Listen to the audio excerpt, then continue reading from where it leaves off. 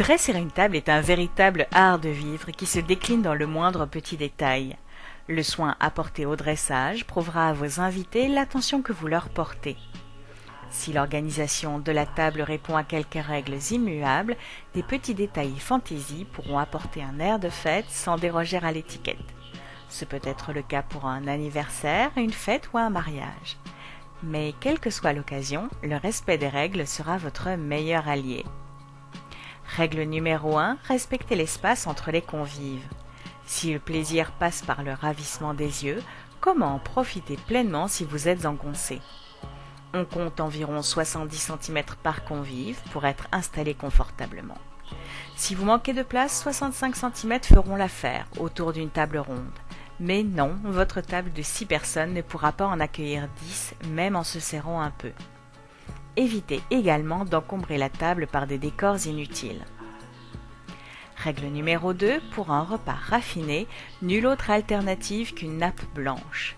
La vaisselle, les nappes colorées, à motifs ou à carreaux, sont à réserver au pique-nique ou au repas à la bonne franquette. Pour donner un aspect confortable à la table, ajoutez un molleton ou un bulle-gomme sous la nappe. Pour une table ronde, on repasse intégralement les plis. Pour une table rectangulaire, on conserve les plis dans la longueur. Pour plus de tenue, faites amidonner votre nappe chez le teinturier. Bien évidemment, les serviettes seront assorties. N'étant pas la respectable Madame Chang du resto chinois d'à côté, ne tentez pas l'originalité en pliant la serviette sous forme de canard ou de fleurs, ou si vous êtes moins doué, en la roulant dans un verre. Jouez la sobriété et placez la serviette pliée à gauche de l'assiette.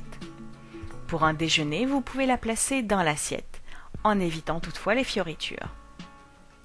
Règle numéro 3, on placera l'assiette à 2 cm du bord de la table et suffisamment espacée pour que l'on mange à l'aise. On ne superpose pas plus de 3 assiettes, une assiette de présentation plus large et que l'on ne débarrasse pas entre les plats, l'assiette du plat principal et ensuite l'assiette à potage par exemple. Les entrées peuvent se servir dressées à l'assiette, mais pour les plats, les convives se serviront eux-mêmes, sauf si vous faites appel à un chef à domicile qui réalisera le dressage en cuisine.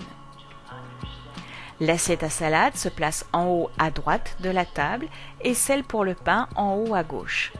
Les petits pains individuels se serviront une fois installés à table.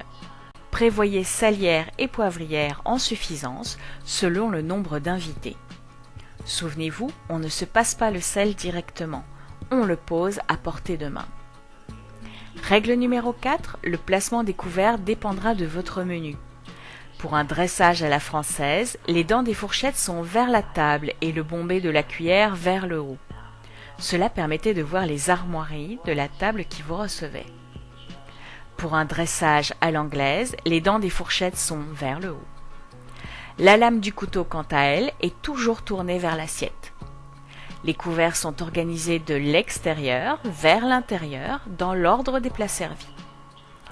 En principe, le couteau à fromage et les couverts à dessert sont apportés avec chaque assiette par la personne qui fait le service.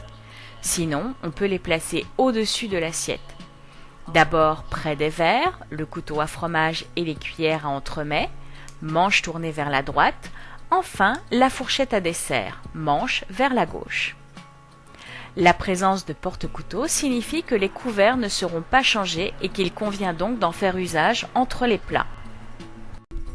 Règle numéro 5, les verres se placent en haut de l'assiette et dans l'ordre décroissant vers la droite. D'abord le verre à eau, puis le verre à vin rouge, verre à Bordeaux, puis à Bourgogne si vous servez 2 vins rouges, et enfin le verre à vin blanc. Le dernier verre doit être aligné sur le grand couteau. Le verre à eau doit être servi avant de passer à table. Si vous dînez au champagne, vous pouvez placer la flûte derrière les verres. Cependant, ne multipliez pas inutilement les verres et les vins. Règle numéro 6, le décor de table doit valoriser le repas. On évitera les fleurs odorantes ou aux pistils pouvant tacher la nappe. Les bougies seront placées plus haut ou plus bas que la hauteur du regard pour ne pas gêner les conversations. Mieux vaut avoir moins de décor que trop qui gênerait les convives. Une belle nappe sera 1000 fois préférable à de nombreuses babioles sans valeur qui détourneront l'attention des plats servis. Ceci dit, ce peut être une bonne diversion si vous êtes piètre cuisinier.